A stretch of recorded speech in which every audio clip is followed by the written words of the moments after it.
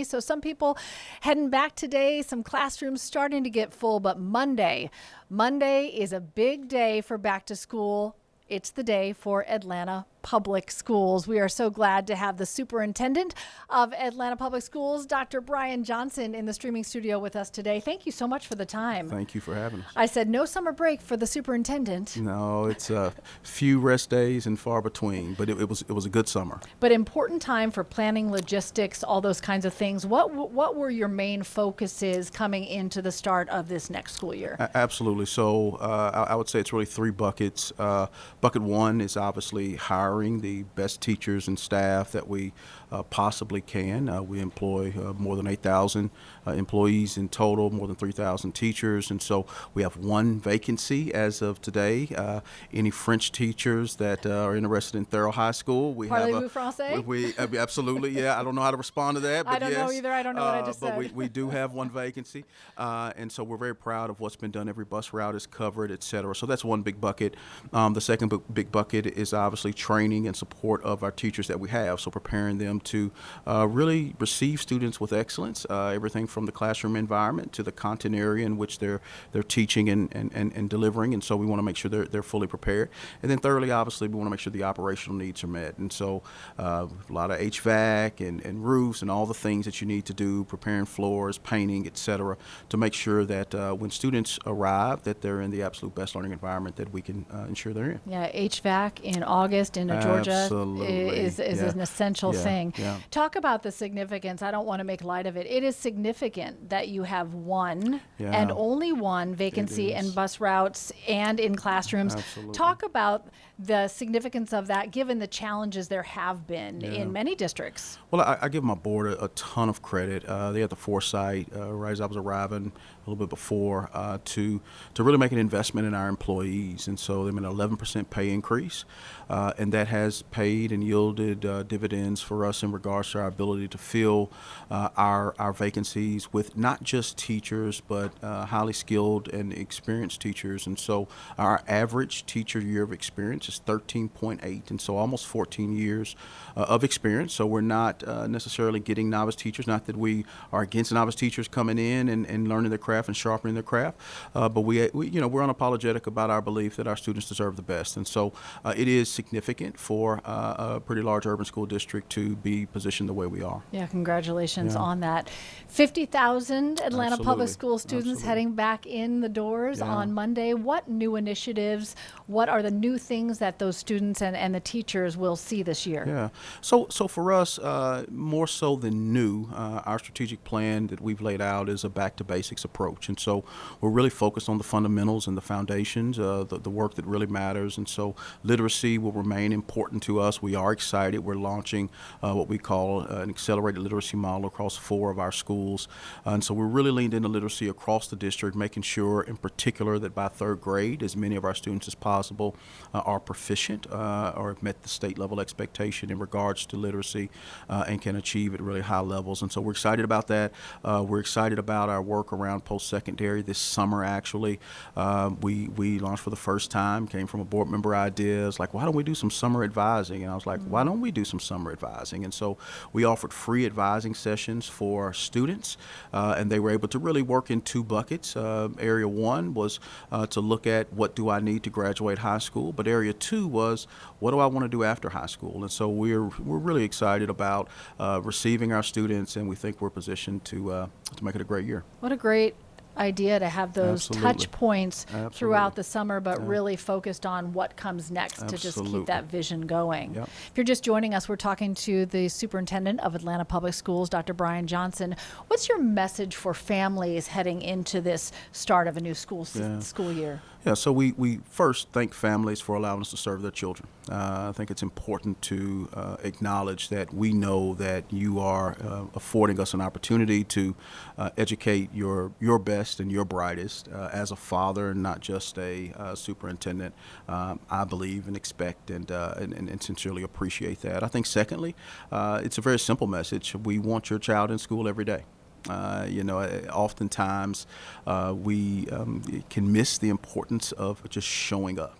showing up makes a huge difference, and we need our students in school every day if we want them to reach their highest and best potential. And so we need our students to show up. And then secondly, I would say work with us and walk alongside us. And so we encourage our parents to access the website. We've launched a new app to try to make it super accessible for parents. But what we know works is when a parent is working alongside the school community, really great things can happen for children. And so we covet that level of support. Yeah, it's really that partnership with It is. parents, It is. teachers, and the students. Absolutely. How is APS handling the new Georgia initiative about cell phones Yeah. during the course of a school day? Yeah. So again, I give our board and our district leaders, our teachers, a lot of credit. We went full K through 12 district-wide last year with our cell phone expectation. Our board had a personal electronic device policy that had been in play for some time, and so we were able to fine-tune that a little bit, but then also to say district-wide that we are going to restrict, frankly, cell phone usage, and it went over pretty well. It'll be even better this year, and so we are embracing that. I'd also say that our board has leaned into things like screen time and making sure that we are really intentional about the value that when students access technology, we want it to be in really meaningful ways that are going to impact learning, and so I think we're positioned really well to really take the continued steps in those areas. So like on a day-to-day basis, what does that look like? No phones in class? No phones in class. No phones in No class. phones in class. What has the feedback been from teachers about that? Yeah. It's been positive, and from school leaders, really the same. It's always interesting. I was with student advisory day before yesterday, or maybe yesterday. My days run together, but they have adapted. And so it's high school students, and so I always ask that question: how's it going? They've had a year of it, and overall it's just what they've come to expect and what they're used to. And so the adjustments have been made. The feedback has been positive, and we'll keep moving forward in that way. Yeah, I wondered if once the distractions may be out, if everyone sees that there's a benefit there. Absolutely. Look, we all probably have a little bit of guilt that we can acknowledge, or fault we can acknowledge when it comes to the amount of time that we spend in front of a cell phone or on a screen or on an app or on a social media outlet. And so this really gives us an opportunity to make sure that learning is at the center of everything that's being done. And really the message is, whether it's screen time, whether it's cell phones, the real message that we want to articulate and we want to make sure comes front and center is that the teacher makes the ultimate difference in what's happening in regards to learning. And our teachers are really highly skilled and trained. We're compensating them well, and we'll continue to compensate them well because we want the best in front of our students. And as a byproduct of that, we want to make sure they're locked in and paying attention. And so it's a good thing. There's a more growing conversations about mental health support. Absolutely. Students go through a lot for a lot of different reasons. What avenues or conversations does the district have about those things that may be outside of a classroom but are very important for what happens inside a classroom? Well, you hit the nail on the head. What's outside the classroom does impact what happens inside the classroom. And so as a byproduct of that, we've made investments. Our district has really, since 2023, 2024, we've more than doubled the amount of resources that we've invested in everything student services. But we will continue to invest. One of the things that we know is important, and we recognize, connected to the cell phones and social media, et cetera, is that our students are dealing with a lot more than I go back and I think about 100 years ago when I went to school. I didn't have to worry about a rumor being spread in like 2 seconds, right? And our students have to deal with that now, and so they have all these pressures, and we know that we need to support them, and our board is committed to that. Our teachers and leaders are committed to that, and we'll continue to invest in that area. That's a really good point. The kinds of things that come at them, and right in line with that, also the conversations about school safety Yeah. are so integral They in are. everyone's minds, from parents to teachers to administrators. Talk Yeah. us through what's Yeah. happening on Yeah. that front. Well, Atlanta Public Schools is a leader in that regard, and I say that actually coming from a different place, but everything from hardening our exterior, controlled access doors, to making sure that our teachers have strategic systems where it allows them to, in the case of an emergency, to immediately make a notification via an alarm that's around their neck or in close proximity. We have many structures in place, and I won't go through all of them because that's not a good thing to do.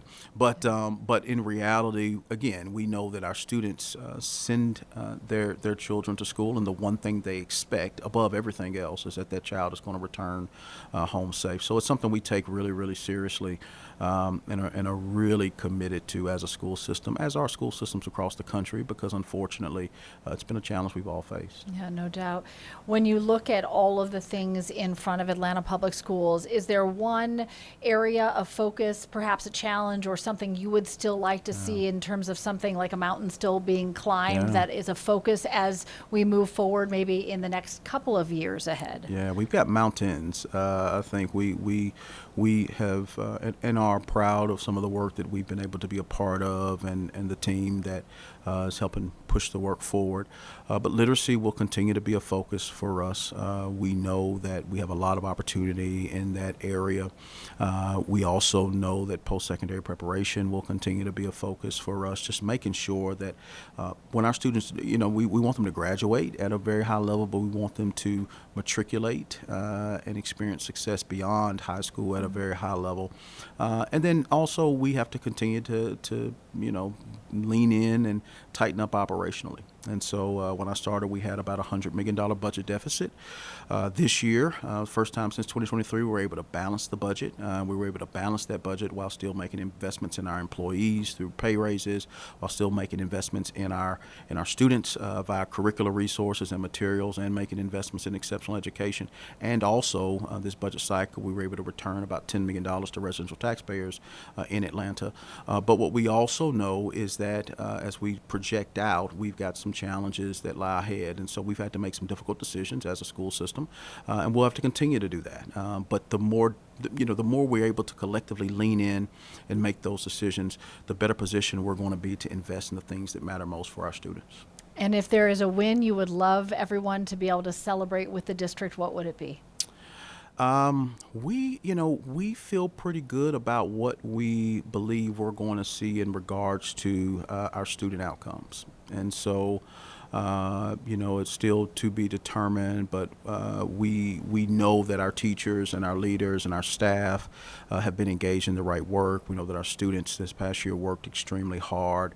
And we're very hopeful and optimistic that collectively we're going to be able to celebrate a measure of success. We really appreciate the time. If there's a message to families as you head into Monday, what is that? We are excited to see families Monday. We are excited to see your children on Monday, but not just Monday, Tuesday, Wednesday, Thursday, Friday, and the rest of the weeks to come. We really appreciate the time. Thank Here's you. to a wonderful year ahead, and we appreciate you coming in to talk more Thank about you for it. having us. Good to see you, Superintendent You too. Dr. Johnson.